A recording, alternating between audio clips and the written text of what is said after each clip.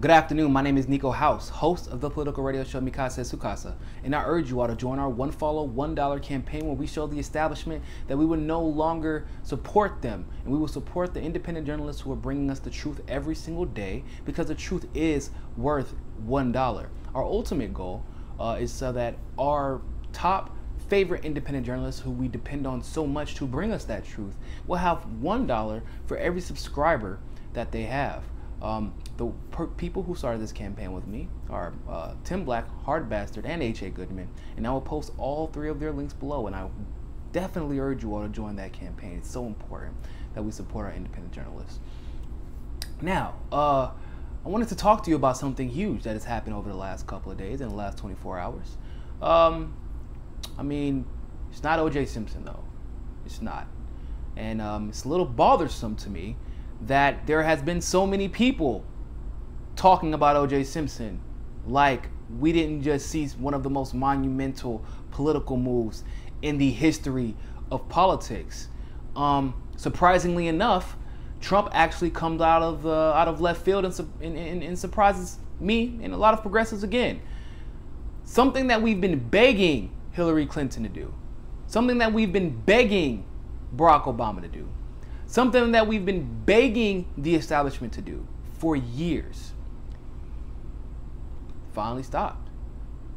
For those of you who don't know, I'm referring to the fact that Trump has ended the covert CIA operation of arming moderate rebels and training them to fight against the Assad regime, essentially de-escalating the war tenfold. Mind you, this isn't even part of the ceasefire agreement between Putin and Trump. So why haven't a lot of you heard about this? Well, to be totally honest, MSM has been talking about O.J. Simpson all day as if this is not a huge deal. In fact, it's probably exactly why they've been talking about O.J. Simpson all day, because this is a massive deal. In fact, amongst progressives who have been paying attention and following the Syrian war, this is probably going to make Trump look extremely favorable, especially going forward, because one of the reasons that a lot of us did not put or want Hillary in office was because of situations like this. Because there would be no ceasefire if Hillary Clinton was in office. Because there would be no ceasefire, there would be no end to arming terrorists if Hillary Clinton was in office. Hell, if Barack Obama was in office, obviously. Now, what we need to understand about this is that not only is it good that it stopped, but it was necessary. For those of you who don't know, Syria has lost 11.5% of their entire population. 11.5%. That is massive. 45% of their population has been displaced. That is absolutely unacceptable. Especially when we know for a fact the U.S. was partially to blame for it, if not mostly at this point to blame for it. And this war's only been going on for 5 years. Actually going on 6 years now. And yet, it's frustrating to me that anyone can pretend like this is a small feat. Tulsi Gabbard even tried to do something like this. This is actually perfectly aligned with what she was trying to do when she introduced the Stop Arming Terrorists Act. And of course, progressives and the right actually all agreed that this was exactly the right thing to do, except for the establishment, of course, did not and voted against it with ferocity. It was totally destroyed.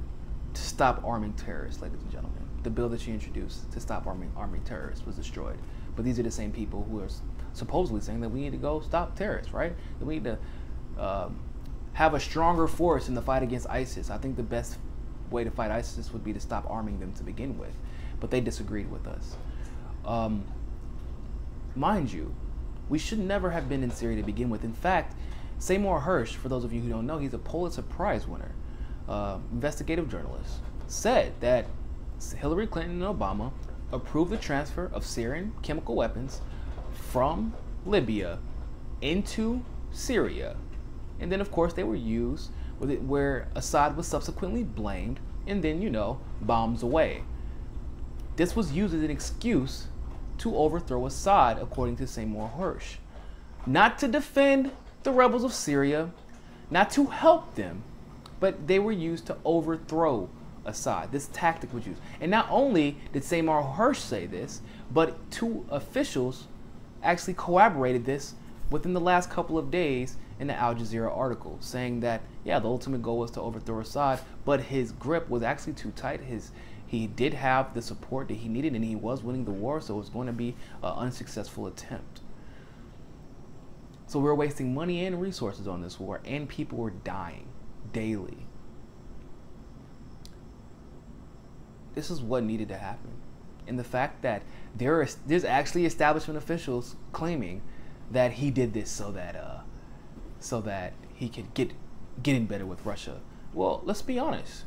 First of all, we probably should lessen the tension between us and Russia, given that we threw bombs at them earlier this year.